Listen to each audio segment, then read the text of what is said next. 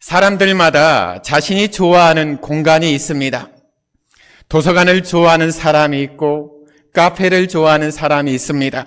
그리고 어떤 사람은 아무도 없는 그런 혼자만의 공간을 좋아하는 분들도 있습니다.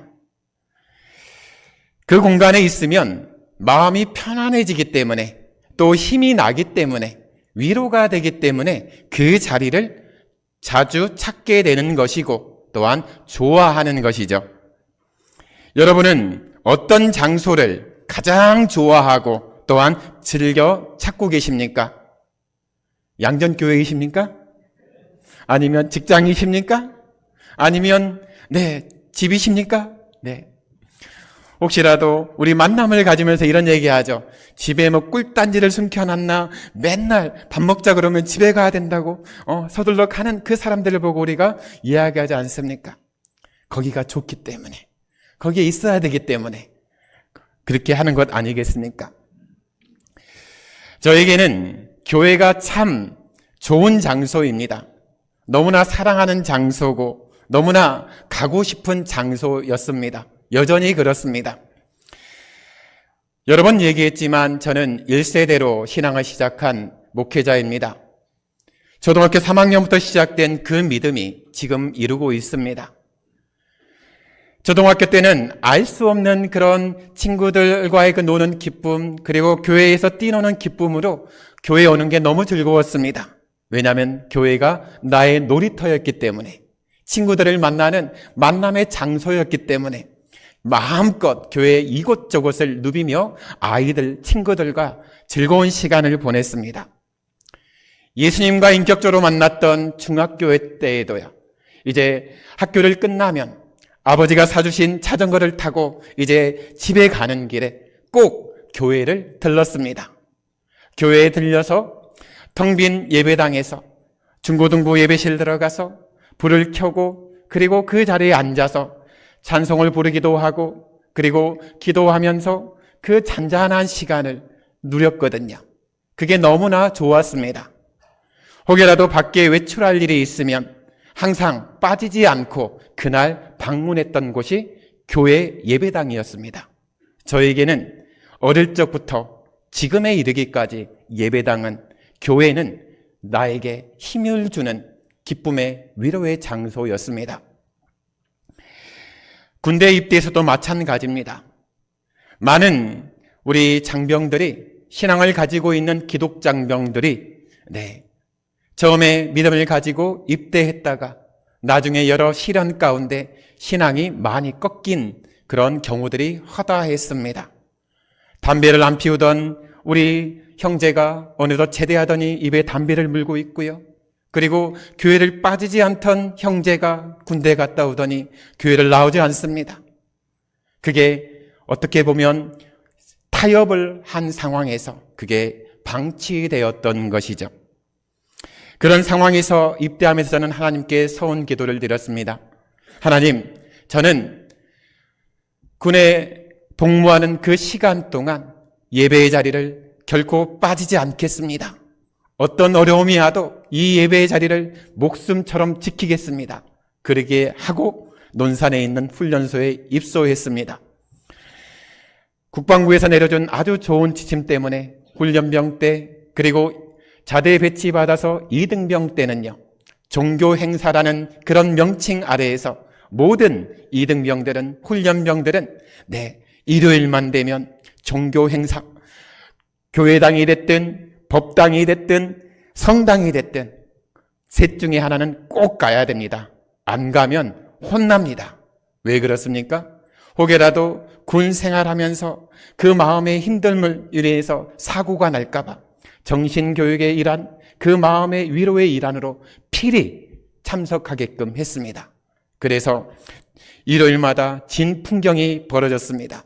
종교 행사 참석하는 장병들이 여기는 기독교, 교회, 여기는 법당, 여기는 성당 해서 이제 각자 인솔자에 맞춰서 그 곳으로 향했던 기억이 여전히 생생합니다. 하지만 이제 2등병의 그 시간을 보내고 일만 하는 일병의 시간이 돌아왔을 때 이제 그때 핍박이 시작이 되었습니다. 마음껏 교회를 갈 줄 알았는데 이제 교회를 못 가게 합니다. 심지어 교회를 갔다 오면 그날 저 못 때는 아주 초죽음입니다. 네, 그런 상황, 그런 살벌한 분위기가 매일매일 주일마다 이어졌습니다. 하지만 하나님과 했던 약속이 있죠. 그래서 교회에 가서 예배드리고 그날 저녁은 실컷 괴롭힘을 당했습니다. 그렇게 군 복무, 일병이 되고 상병이 되고 그리고 짬밥이 되어지면 게을러지거든요. 그런데 마지막 제대할 병장 때까지 새벽기도, 수요 예배, 주일 오전 예배, 주일 오후 예배, 그리고 주일 오후에 있는 주일학교 교사까지 다 했습니다. 은혜죠. 하나님을 사랑하는 마음으로 하나님이 너무 좋아서 그 자리를 찾았던 추억입니다. 하지만 이것이 거기에서 그치는 게 아니라 계속 이어졌습니다. 지금도 이어지고 있습니다. 저는 교회가 좋습니다. 하나님이 좋습니다. 하나님 함께하는 그 자리가 너무 소중합니다. 제가 여러분들에게 거룩한 부담을 안겨드리고 있죠. 지도자는요, 리더는요, 자기가 한 거에 있어서, 자기가 가본 길에 있어서 힘있게 선포할 수 있거든요. 나를 따르라고 할 수 있거든요. 저는 자격이 있습니다. 이제까지 한 번도 예배의 자리를 빠뜨리지 않았습니다. 새벽의 자리를 빠뜨리지 않았습니다. 심지어 휴가를 가서도 근처에 있는 교회를 찾았습니다. 여러분들은 어떠십니까? 그런데 만약에 내가 이렇게 좋아하는 교회를 못 가게 된다.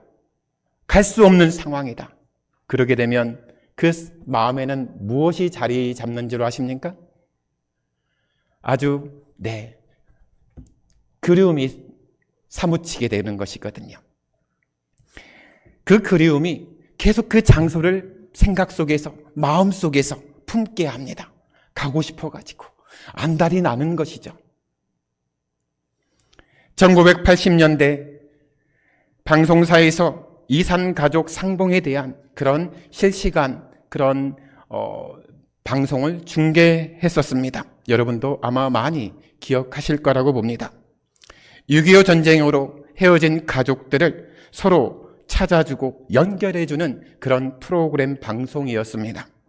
참 많은 그런 사람들이 그 자리에서 펑펑 울기도 하고 또한 찾지 못한 가족들에 대한 그리움, 갈 수 없는 고향 땅에 대한 그리움 때문에 사무친 눈물을 닦는 모습들을 보았습니다. 10여 년 전이죠. 국제시장이라는 영화가 있었습니다. 거기에서도 이제 올람해서 그리고 그 아픔을 겪은 한 가장의 이야기가 펼쳐지지 않습니까? 떠나온 고향, 아버지와의 약속, 그리고 잃어버린 그 막내 동생에 대한 그런 기억들을 가지고 주어진 삶을 살아가지 않습니까? 그 마음 가운데는 항상 고향에 대한 생각, 아버지에 대한 생각, 잃어버린 여동생에 대한 생각으로 차 있지 않았습니까? 헤어진 가족과 떠난 고향을 그리워하는 이런 슬픈 사연들에서 우리는 관객의 입장에서 또한 그들과 함께하는 이웃의 입장에서 함께 눈시울을 적셨습니다. 그런데 이러한 모습이요, 성경에도 그대로 등장하고 있습니다. 오히려 우리가 경험했던 그 그리움의 시간보다 더 훨씬 이전의 이야기입니다. 하나님을 예배하는, 하나님만 섬기는 이스라엘은요, 신정국가입니다. 하나님이 왕이신 국가입니다. 하지만 사무엘 선지자 이후로 이제 인간적인 그런 욕심들로 인해서 하나님을 왕의 자리에서 쫓아내고 인간의 왕을 세우는 그런 요구를 하게 되어지시죠. 그런 가운데 인간이 왕이긴 했지만 그럼에도 이스라엘은요, 분명히 하나님이 왕이신 국가입니다. 이스라엘이 남북으로 분단이 되어졌습니다. 먼저 북이스라엘이 우상을 숭배해서 아수르에게 멸망했습니다. 그리고 이후에 남유다가 바벨론에 의해서 멸망하게 되어집니다. 그로 인해서 나라가 망했습니다. 그리고 바벨론이 남유다에 있는 많은 사람들을 이제 포로로 잡아서 바벨론 땅으로 다 끌고 갔습니다. 한마디로 그들은 고향을 떠날 수밖에 없는 입장이죠. 먼 타국 이국 땅에서 이제 그 사무친 그리움을 가지고 사는 것입니다. 물론 우상을 숭배한 죄악으로 인해서 하나님의 징계를 받았습니다. 그럼에도 그들 마음 한가운데 있는 기쁨이 있습니다. 하나님을 예배하는 기쁨, 찬송하며 기도하며 말씀을 들으며 함께 교제한 기쁨이 그들에게는 있었습니다. 그 따뜻한 기억이 있었습니다. 그래서 바벨론 포로가 되어 떠나온 성전을 그리워하는 이 이스라엘 백성의 마음이 바로 우리가 경험했던 이산가족의 이야기, 그리고 그 고향과 그 가족들을 그리워하는 그 마음과 동일하다고 보시면 되겠습니다. 시편은 기록한 저자가 있습니다. 시편 저자라고도 하지만 저는 이 시간 그들을 시인이라고 이렇게 명칭하도록 하겠습니다. 시편에 시인이 있습니다. 오늘 시편 84편은요, 이 저자 시인이요, 고라 자손이라고 우리에게 밝히고 있습니다. 이 고라 자손은요, 성전이 있는 이 예루살렘을 향해 갈 수 없는 상황에 처해 있습니다. 그 이유를 미리 말씀드렸습니다. 이미 바벨론 포로로 끌려갔거든요. 그리고 예루살렘 성전은 이미 회파되었습니다. 그는 그런 돌아갈 수 없는 상황 앞에서 자기가 예배했던 성전이 있는, 추억이 있고 기쁨이 있는 그 예루살렘으로 돌아가서 하나님을 예배하고 싶어하는 마음을 지금 이 시편 84편의 기록을 통해서 노래하고 있습니다. 고백하고 있습니다. 여러분, 사람들은 간절히 하고 싶은 것을 하지 못하면 뭐가 납니까? 병이 납니다. 내가 하고 싶은데, 내가 가고 싶은데 하지 못하고 가지 못하잖아요. 그러면 마음에 병이 납니다. 오늘 이 시인은요, 하나님을 성전을 참으로 사랑하는 사람이었습니다. 마치 사랑하는 연인에게 사랑의 고백을 표현하듯 주의 장막이, 하나님의 성전이 사랑스럽다. 어찌 이리 사랑스러운지요. 이렇게 고백하고 있습니다. 그가 얼마나 성전을 사모했는지 영혼이 쇠약해질 정도로 그리워했다라고 말하고 있습니다. 혹시 짝사랑해 보셨습니까? 그 아름다운 짝사랑의 경험이 있으십니까? 상대방은 모르지만 나는 저 사람을 너무 사랑하기 때문에 혼자 사랑에 빠진 그 짝사랑. 그 짝사랑이 깊어지면 무슨 병이 생깁니까? 모르시군요. 상사병입니다. 네, 상사병을 한번 앓고 나야지 그 사춘기와 그 청년의 시기가 지나가지 않습니까? 네, 그리고 정말 자기의 짝을 만나지 않습니까? 혹시라도 이 상사병에 대한 경험이 없으시면 네, 다시 경험할 필요는 없습니다. 네, 오늘 이 상사병이요, 이 시편을 기록한 시인에게 찾아왔거든요. 하나님을 사랑하는 마음, 하나님을 예배한 성전을 그리워하는 이 상사병이 이 시인에게 찾아왔다는 겁니다. 이처럼 참된 예배자는요, 늘 예배의 자리를 사모합니다. 찾습니다. 하나님을 사랑하는 마음이 깊어지잖아요. 그러면 저절로 따라오는 게 있습니다. 교회가 사랑스러워져요. 옆에 있는 성도님들이 사랑스러워져요. 하나님을 사랑하면요. 하나님을 사랑하면 교회 와가지고요, 쓰레기도 줍고요, 시키지도 않는데 청소하고요, 시키지도 않았는데요, 필요한 것들을 구비해서 갖춰놓고요, 네, 어떻게든 하고 싶어가지고 그 마음이 안달이 나 있거든요. 하나님이 사랑해서 교회를 사랑하게 되는 것이고, 내가 하나님을 사랑하게 되니까 옆 사람, 이 집사님께 밥을 사주고 싶은 거예요. 커피를 사주고 싶은 거예요. 좋은 데 있으면 데리고 가고 싶은 거예요. 그런 마음입니다. 3절에서 이렇게 기록을 하죠. 불이 꺼지지 않을 주의 제단이 참새의 집이요 제비의 보금자리가 되었다라고 고백하고 있습니다. 이 말은요, 이미 예루살렘 성전이 파괴되어서 폐허가 되었다는 뜻입니다. 여러분, 우리 양전교회 참새집 있습니까? 제비집 있습니까? 없죠? 참고적으로 이 구석에는 박쥐벌레 한 마리가 열심히 동면을 취하고 있습니다. 한번 궁금하신 분들은 나중에 조용히 해서 이 천장을 보시기 바랍니다. 만약에 교회당에 참새가 집을 지었다, 제비가 집을 지었다, 그리고 수시로 참새가 왔다 갔다 하고 제비가 왔다 갔다 하면서 그냥 왔다 갔다 하지 않겠죠? 응가도 하거든요. 그러면 이 예배당이 어떻게 되겠습니까? 난장판이 되는 것이죠. 지금 예루살렘 성전이 이런 형국에 처한 것입니다. 그런데요, 예루살렘 성전이 바벨론의 침공에 의해서 아주 폐허가 되었습니다. 그 당시는요, 바벨론이라는 나라와 남유다의 이 두 나라가 전쟁을 하지 않았습니까? 그때는 전쟁에 대한 생각이 달랐습니다. 지금으로 따지면 국가 대 국가 간의 전쟁일 수 있지만요, 당시에는요, 바벨론에 섬기는 신과 남유다가 섬기는 여호와 하나님의 싸움, 전쟁으로 여겼다는 것입니다. 그런데 누가 이겼습니까? 바벨론이 이겼습니다.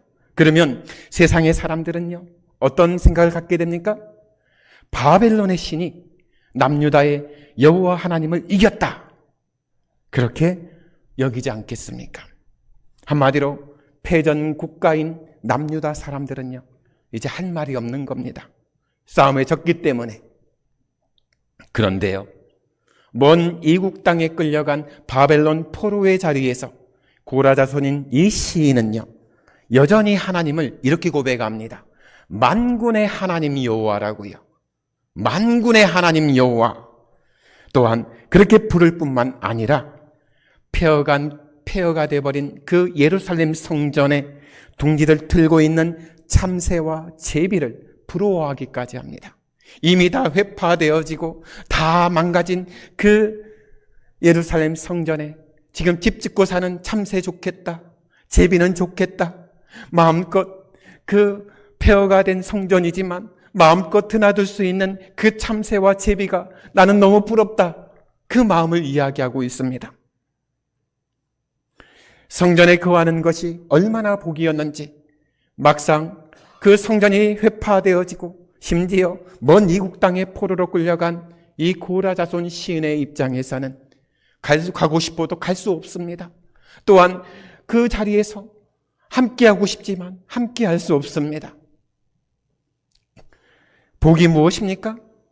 하나님은 전에서 하나님을 항상 찬송하는 게 복이 아닙니까? 성전이 화려하다고, 성전이 웅장하다고 그걸 자랑하고 그걸 부러워한 게 아닙니다.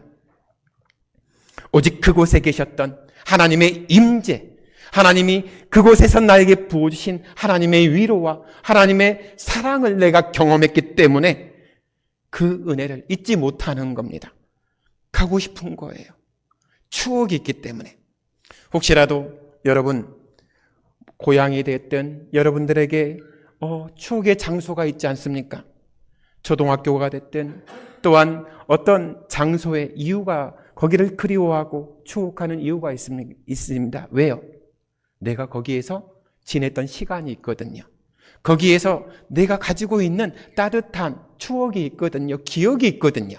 그래서 먼 시간 떠나 있고 떨어져 있어도 거기를 가면 그 추억이 새록새록 마음에서 일어나지 않습니까? 그래서 10년을 떠나 있었지만 오늘 갔을 때 10년 전에 그 감격, 그 마음이 그대로 재현되지 않습니까? 마찬가지입니다. 시인은요, 예루살렘 성전에 올라가는 길에 눈물 골짜기를 만날지라도 그 길을 올라가는 사람이 너무 부럽습니다, 이렇게 고백하고 있습니다. 그 길이 험난한 길이라 할지라도 성전에 올라가는 길에는요, 하나님이 동행하십니다. 그리고 새 힘을 하나님이 주실 겁니다. 그걸 믿기 때문에요. 그래서 성전에 가고 싶은 거예요. 성전에 하나님을 예배하고 싶은 겁니다. 이처럼 경건한 사람은요, 눈에 보이는 것들에 마음을 뺏기지 않습니다. 이 건물이 좋다고요? 그리고 뭔가 화려하다고요? 그게 중요하지 않아요.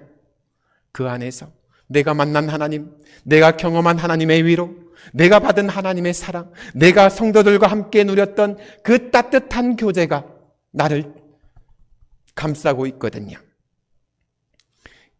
그 하나님의 임재를 바라면서 거룩한 하나님을 만나기를 갈망하는 것입니다. 예배드리러 나오는 우리의 자세, 우리의 마음이 이뤄야 되지 않겠습니까? 예배드리러 올 때마다 이렇게 사모하는 모습으로 온다면 얼마나 큰 은혜가 넘치겠습니까? 우리는 코로나 시국을 겪으면서 많은 것을 잃어버렸습니다. 많은 것이 꺾여버렸습니다. 당연한 게 아닌 게 돼버렸습니다. 예배가 무너졌습니다. 기도의 자리가 무너졌습니다. 말씀에 대한 갈급함이 사라졌습니다. 왜요? 코로나 시국을 겪으면서 예배 안 나와도 괜찮다라는 게 이제 학습이 되어졌습니다. 기도하지 않아도 살만 하거든요. 말씀 안 봐도 내가 괜찮거든요. 예배 빠져도 괜찮거든요. 제가 상가를 갈 때마다 가장 사랑하는 문구가 있어요. 은혜 받는 문구가 있어요. 주일은 활짝 엽니다. 이건가요? 주일은 쉽니다. 저는 이 문구가 너무 사랑스러워요. 너무 은혜 받아요. 그것은요, 좋은 의미로 내가 교인입니다. 내가 하나님의 자녀입니다. 이 사업장은 하나님이 함께 하시는 사업장입니다. 커밍아웃 하는 것이거든요. 음식 장사는요, 외식업에 있는 종사자들은요, 주말 주일에 평일에 벌 수 있는 수배를 벌 수 있거든요. 여러분, 그 경제적인 이득을 포기할 수 있습니까? 포기 못 하거든요. 그런데 내가 주일에 장사할 수 있음에도 주일은 쉽니다. 그 문패를 걸어 잠그는 겁니다. 그리고 예배 자리에 나오는 것이죠. 얼마나 믿음의 행인 줄 아십니까? 그런데 분명한 것은요, 그런 사업장 하나님이 복 주십니다. 은혜 주십니다. 예배 드리는 시간은 문 닫습니다. 그리고 오후에 문 열면 되는 것이거든요.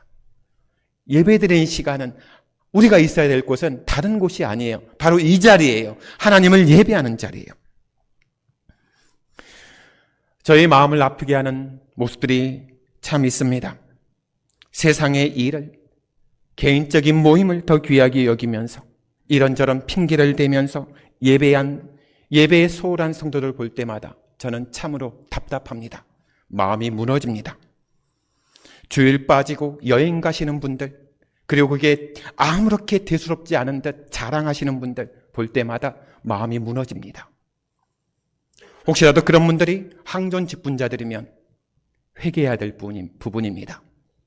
여러분, 교회 등록한 새가족, 그리고 신앙이 아직 자라지 못한 연약한 성도들이 그 모습을 보게 되면 어떠한 마음을 갖게 된 줄 아십니까?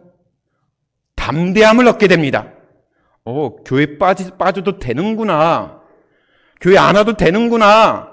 기도 안 해도 되는구나. 여러분은 만약에 그렇게 신앙생활을 하는 상존 직분자들이 있다면 하나님 앞에 큰 죄를 범하고 있는 것입니다. 누군가가 그로 인해서 하나님을 예배하는 자리, 하나님께 기도하는 자리, 하나님께 말씀을 듣는 자리를 이제 소홀히 하게 되는 것이거든요. 면죄부를 주는 것과 똑같은 상황이 되어지는 것입니다. 예배를 중요하지 않게 생각하는 이 자세는요, 스스로가 은혜의 통로를 빗장을 쳐버리는 겁니다. 그냥 못질해버리는 거예요. 은혜가 올 수 없게, 은혜 받을 수 없게 스스로가 마음을 닫아버리는 것입니다. 얼마나 가슴 아픕니까? 하나님의 전을 간절히 사모하는 성도들에게는 하나님이 은혜를 부어주시거든요. 다시 한번 우리가 예배의 자세를 점검해 보시기 바랍니다. 제가 올 한 해는 나쁜 목사가 되기로 작정했습니다. 또한 욕을 한 바가지, 두 바가지, 만 바가지 먹기로 작정했습니다. 항전직 분자들에게 예배 나오시라, 기도의 자리 참석하시라, 말씀 읽으시라 끊임없이 이야기할 거고요. 혹여라도 예배 빠지는 장로님들, 예배 빠지는 권사님들, 예배 빠지는 안수집사님 있으면 이제 공개적으로 제가 이름을 호명하겠습니다. 회개하시라고요. 부끄러워하시라고요.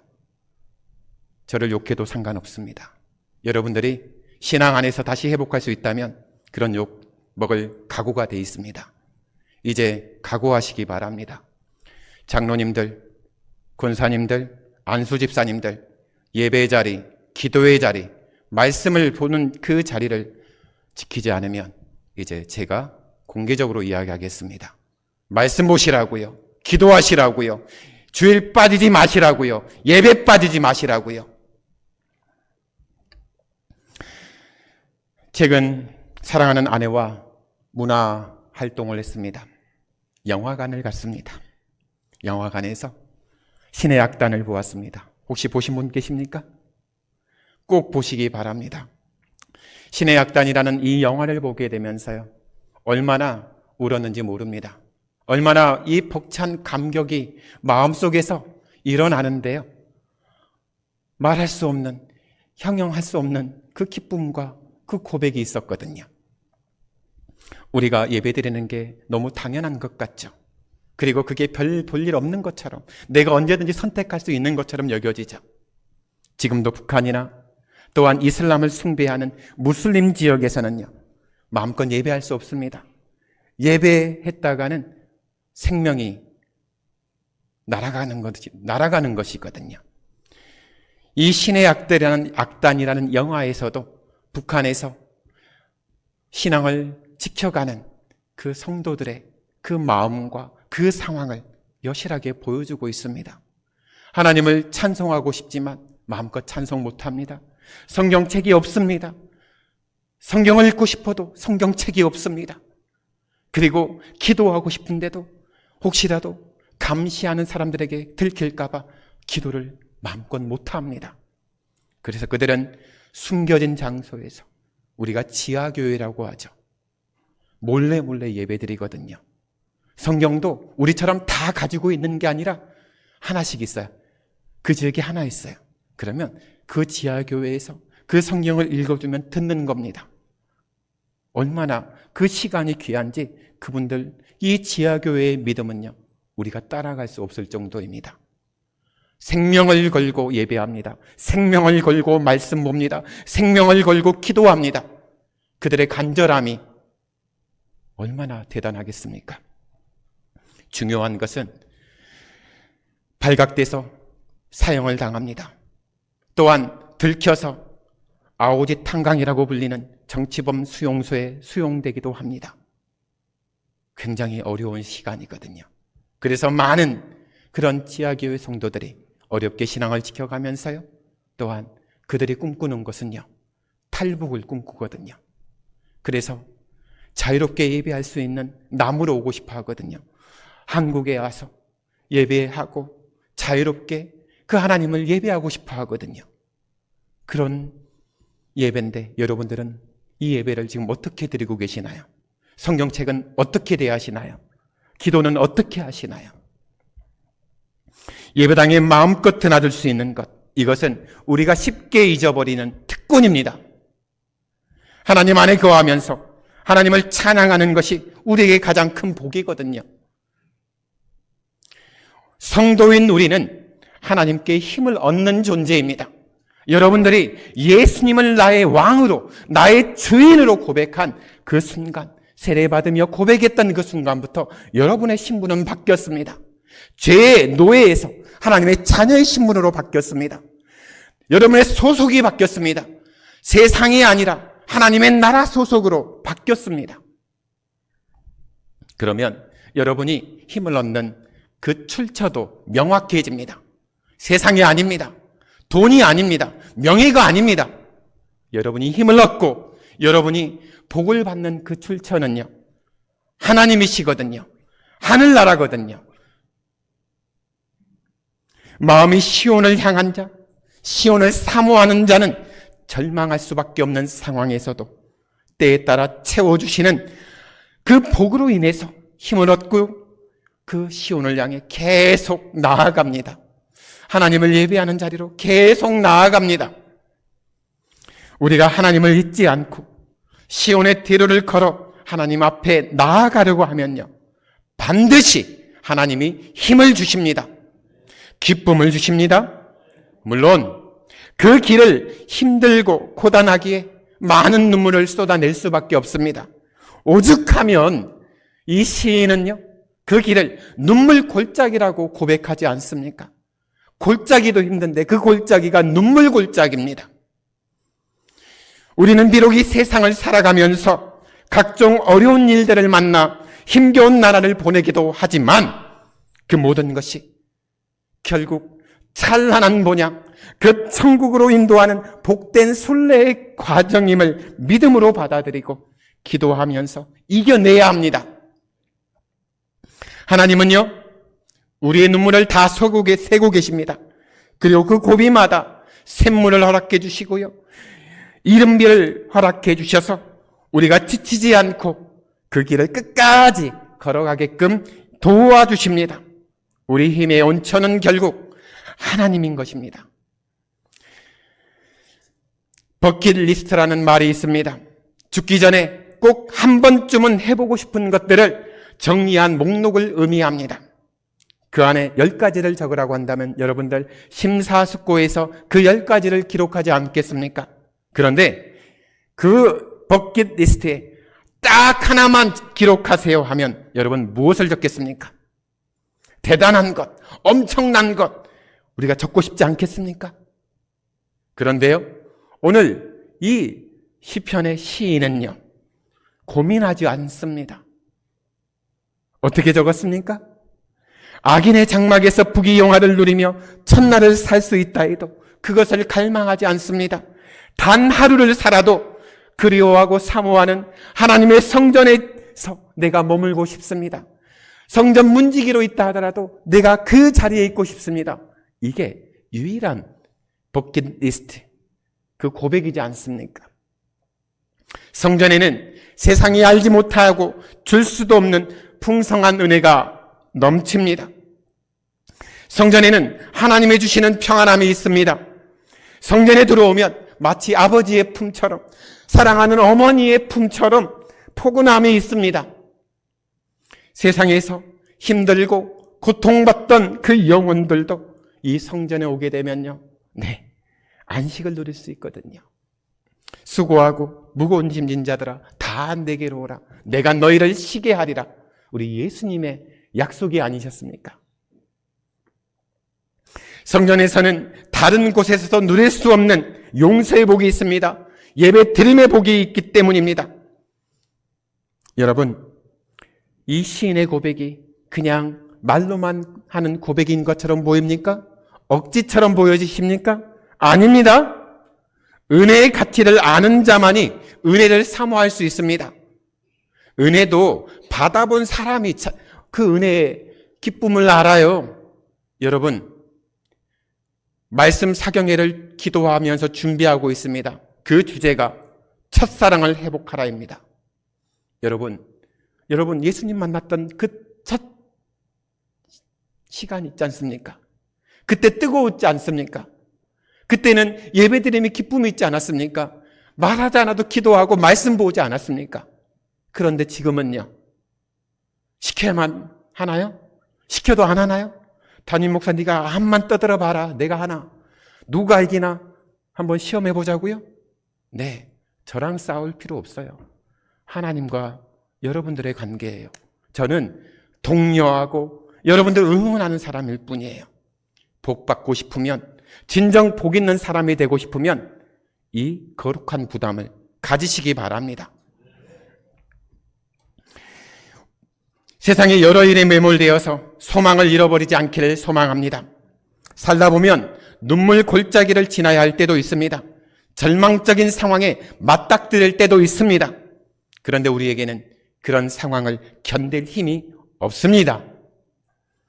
하지만 만군의 하나님을 의지할 때 하나님이 주시는 힘으로 그런 상황들을 이겨내고 견뎌내고 나아갈 수 있거든요.